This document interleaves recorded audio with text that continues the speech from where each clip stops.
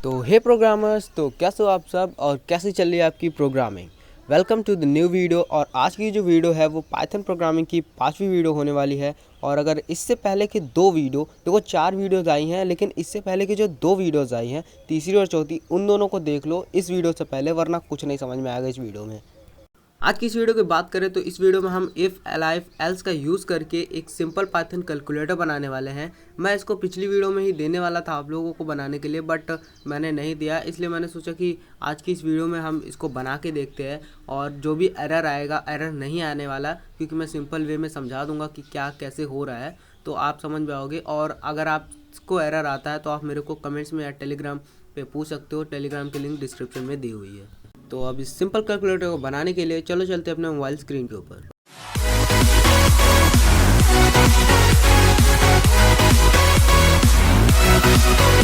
तो आ चुके हैं अपने मोबाइल स्क्रीन के ऊपर, और अब चलो अपने पाइड्रॉइड को ओपन करते हैं। पाइड्रॉइड को ओपन करके मैं यहाँ पे एक सिंपल सा कमेंट लगा देता हूँ कि हम पाइड्रॉइड में क्या करने वाले हैं, जिससे जो प्रोग्राम को देखेगा उसको थोड़ा सा सिंपल वे में समझ में आ जाएगा कि इस प्रोग्राम में क्या हुआ। मैंने कमेंट्स वाली वीडियो में इसको समझाया था अच्छे से। तो अगर आप किसी भी लैंग्वेज में एक सिंपल कैलकुलेटर बनाओगे तो आप 4 ऑपरेटर्स का यूज़ करते हो उसके लिए, एडिशन, मल्टीप्लिकेशन, सब्ट्रैक्शन, डिवीजन। तो हम भी इन्हीं चारों ऑपरेटर्स का यूज़ करेंगे। लेकिन उससे पहले हमें अपने यूजर से इनपुट लेना होगा। उससे ये पूछना होगा कि भाई तुम्हें कौन सा ऑपरेशन करना है, तुम्हें एडिशन करना है, सब्ट्रैक्शन करना है, मल्टीप्लिकेशन करना है या डिवीजन करना है, ठीक। तो उसके लिए हम सिंपली सा एक क्वेश्चन प्रिंट कर देंगे। अब जैसे कि मैंने यहाँ सिंपली ये प्रिंट कर दिया, what operation do you want, और क्वेश्चन मार्क लगा दिया, तो ये क्वेश्चन है। अब इस क्वेश्चन को पढ़ करके हमारे यूज़र को हमको इनपुट देना है। अब इनपुट देने के लिए मैं यहाँ पे इनपुट फंक्शन की का यूज़ करके चारों ऑपरेटर्स के नाम लिख दूंगा। इसके लिए मैं ऑपरेटर इज इक्वल टू और इनपुट फंक्शन की का यूज़ करके ब्रैकेट के अंदर चारों ऑपरेटर्स के नाम लिख दूंगा।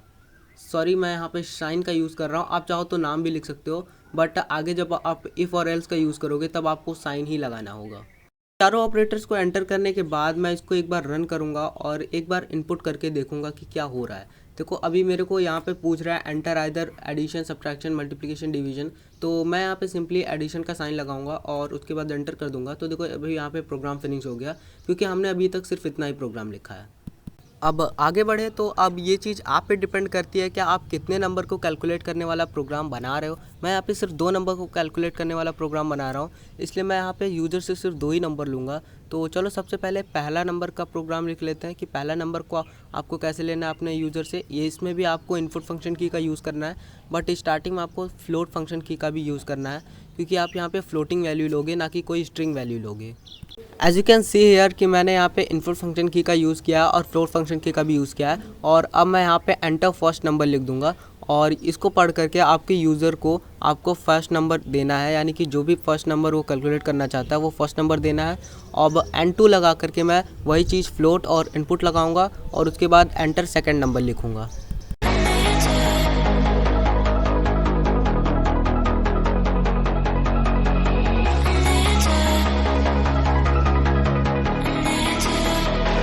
अब ये N1 और N2 वाली लाइन से आप अपने यूज़र से इनपुट ले लोगे, वो 2 नंबर्स ले लोगे जिनको आपके कैलकुलेटर को कैलकुलेट करना है, जो कि थोड़ा सा इजी हो जाता है, क्योंकि अगर आपके कैलकुलेटर को पता ही नहीं होगा कि कौन सा नंबर लेना है तो वो कैलकुलेट आखिर करेगा कैसे।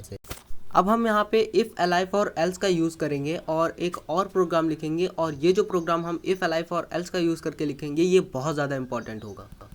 और अगर यहाँ पे मुझे आपको इफ़ को एग्जांपल के थ्रू समझाना हो तो मैं ये कहूँगा कि अगर आपके ऑपरेटर ने एडिशन सेलेक्ट किया है और आपने इफ़ वाली लाइन में एडिशन को ही रखा हुआ है, तो आपका जो कैलकुलेटर है वो 2 नंबर्स को ऐड कर देगा। लेकिन अगर कुछ नहीं होगा तो आपका एल्स में चला जाएगा। अब कुछ नहीं से मेरा मतलब है वो एडिशन नहीं सेलेक्ट करके कोई और ऑपरेटर सेलेक्ट करेगा तो वो एल्स में चला जाएगा, जब तक आप एलाइफ की का यूज़ नहीं करोगे। अभी मैंने जो भी बोला है देखो आपको समझ में नहीं आया होगा अच्छे से, बट आप एक बार देखो कि मैं कैसे कर रहा हूँ। एक बार फिर से आप खुद से करोगे तो आपको भी समझ में आ जाएगा।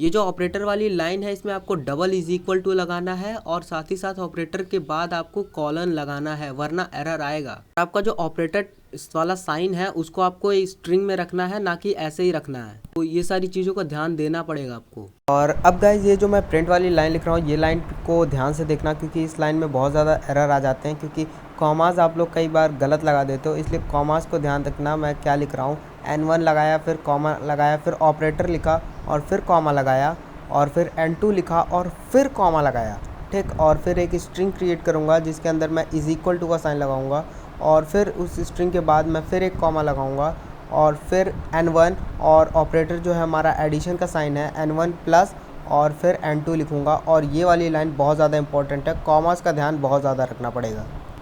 अभी मैं इसको रन करूँगा और रन करके जो भी इनपुट डालना होगा वो डालूँगा। मैं यहाँ पे एडिशन का साइन चूज़ कर रहा हूँ, और उसके बाद फर्स्ट नंबर में मैं 5 को ऐड कर रहा हूँ, और सेकंड नंबर में मैं 7 को ऐड कर रहा हूँ, और दोनों को ऐड करके यहाँ पे 12 प्रिंट होकर के आ गया। As you can see here मैंने फ्लोट लगाया था, तो यहाँ पे फ्लोटिंग वैल्यू में हमारे नंबर्स आए हैं, यानी 5.0 और 7.0 और 12.0।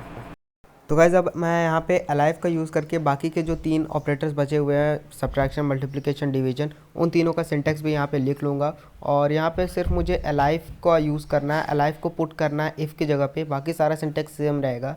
इफ़ की जगह पे बस मुझे अलाइव को पुट करना है और बाकी सारी चीज़ें सेम रहेंगी। आप यहाँ पर देख सकते हो मैं क्या कर रहा हूँ, और आपको भी ऐसे ही करना है। अगर कहीं एरर आता है तो मेरे को बताना।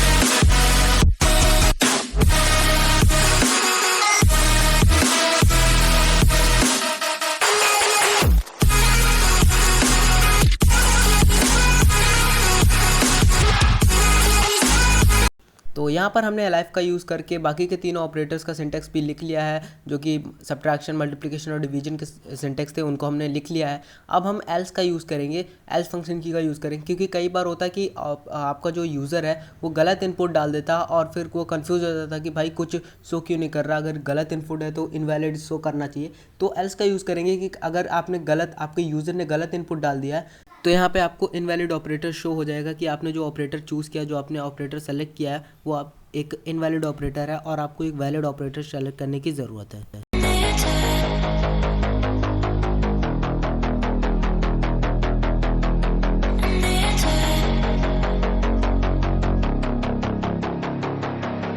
तो एल्स का सिंटैक्स भी हमारा पूरा हो गया, और इसी के साथ ये जो हमारा पूरा 22 लाइन का प्रोग्राम बना है, ये हमारा एक सिंपल कैलकुलेटर का प्रोग्राम है।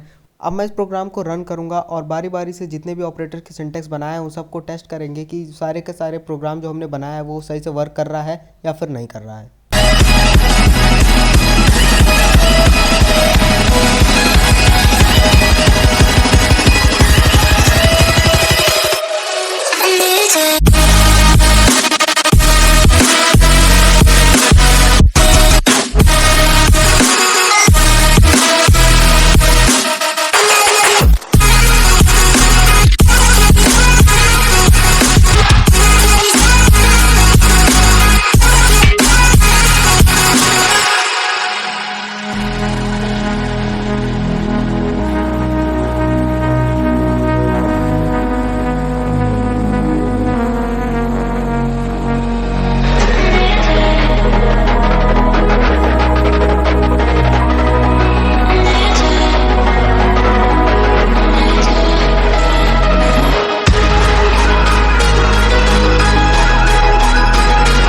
तो गाइज आज की वीडियो में बस इतना ही, और इस पाइथन की सीरीज़ का जो 6th वीडियो है वो एक हफ्ते के बाद आया, क्योंकि ये जो वीक है थोड़ा बिजी होने वाला हूँ मैं इस वीक में।